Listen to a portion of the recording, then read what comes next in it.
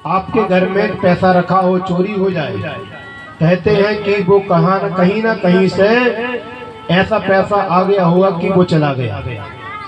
उसका हमारे लिए दुख नहीं बनाना चाहिए। जिंदगी में आपने ऐसी कमाई कर ली होगी कि जो कि वहां पैसा चला गया।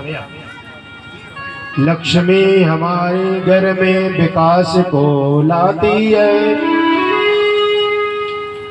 पैसा आपके घर में अगर अच्छी कमाई के द्वारा होगा, नीति के द्वारा आपका पैसा होगा, समझो कि आपके घर में विकास होगा।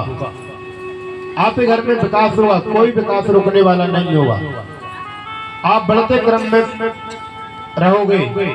आज आपका एक काम बन गया, कल वो काम बन गया, परसों वो काम बन गया।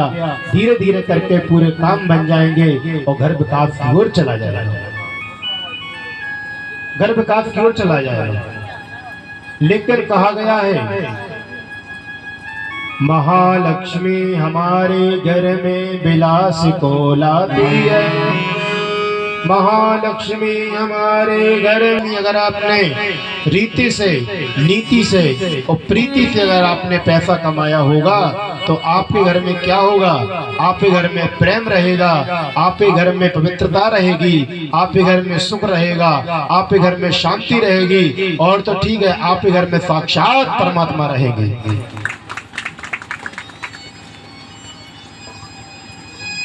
तो कहा गया है, इसलिए शास्त्रों में बताया गया है कि हमारे लिए नीति से, रीति से और प्रीति से पैसा कमाना चाहिए। लेकिन आजकल लोगों ने बड़ा ही प्यारा कर दिया। महालक्ष्मी दो प्रकार की होती हैं, लेकिन जीवात्मा कहता है कि लक्ष्मी के लिए हम मांग लें, नारायण को छोड़ दें। तब क्या होता है? कहते हैं लक्ष्मी जी की खूब आराधना करत, लक्ष्मी जी के खूब पूजा पाठ करवा, भगवान नारायण को छोड़ दे।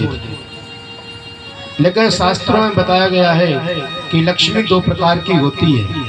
कौन कौन? कहा गया है एक होती है उल्लू वाली और दूसरी होती है गरुड़ वाली। कहते हैं तो कहा गया है कि परमात्मा एक काम करते हैं, उल्लू वाली लक्ष्मी भेज देते हैं। शास्त्रों में कहा गया है कि हमारे घर में उल्लू वाली लक्ष्मी तो रखना ही नहीं चाहिए। आजकल कई घरों में देखते हैं उल्लू पर लक्ष्मी बैठी और घर में उनकी आरती कर रहे हैं। शास्त्रों में कहा गया उल्लू वाली लक्ष्मी हमारे लिए नहीं रखना चाहिए।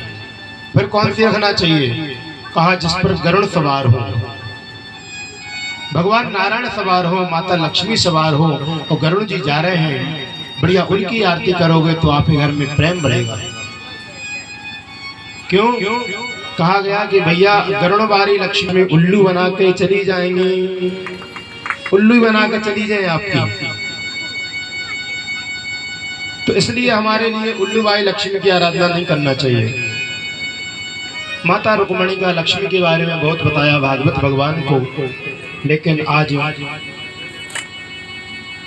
श्रीमद् भागवत भगवान के माध्यम से रुक्मणी कृष्ण विवाह हमने कल सभी मनाया। भगवान कृष्ण ने रुक्मणी की मांग भरी और पति की मांग हो गई चालू। जो भी काम करेगा, माताएं अगर आज तक पिता से मांगती थी, पिताजी हमारे लिए ये चीज लवा दो, आज हमारे लिए कपड़े लवा दो, आज हमारे लिए मार्केट घुमाने चलो, आज हमारे लिए ये व्यवस्था कर दो, वो व्यवस्था कर दो। लेकिन विवाह होने के बाद में आप पिता से मांग नहीं सकते। क्यों? कहा गया आज से अब तो पति ही आपकी मांग पूरा करेगा। अरे जिम्मेदारी होती है, जब तक विवाह नहीं होता तब तक पिता की जिम्मेदारी होती है। जैसे विवाह हो गया पति की जिम्मेदारी हो जाती है, जैसी वृद्धावस्था लग गई तो पुत्र की जिम्मेदारी हो जाती है। मांग भरने की सजा कुछ, पति बोल रहा है, मांग भरने की सजा कुछ इस तरह पा रहा हूँ कि आज रोड पर मांग मांग खा रहा हूँ। अपने ससुराल आ गई, तब पति ने पूछा कि साड़ी किसने लवाई? तो कहती हो माँ ने लवाई। लेकिन उस समय पति कुछ बोलता तो नहीं है, क्यों माई के पक्ष से साड़ी आई है, लेकिन आपने पति का अपमान कर दिया। आज पति के पास पैसा नहीं था, पति के पास व्यवस्था नहीं थी, तो आपने दूसरों का सहारा ले लिया।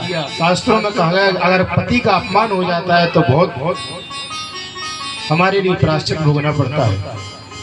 इसलिए संसार में कहा गया जैसा भी खाओ अपने घर में खाओ, सूखा खाओ लेकिन अपने घर में खाओ। दूसरों से अगर मांग मांग के खाया तो मतलब क्या निकला?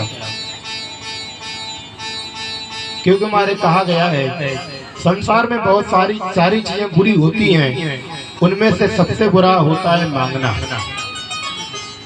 क्योंकि हमारे संतों ने कहा है बुरो प्रेम को पथ बुरो, जंगल को बासो, बुरी नार सो नेह बुरो, मूरख सन्हासो। बुरो सीम की सेव, बुरो भगनी घर भाई, बुरो नारी सो कुलक्ष, सास घर रुके जमाई। बुरो मेरो ठन ठन पाल,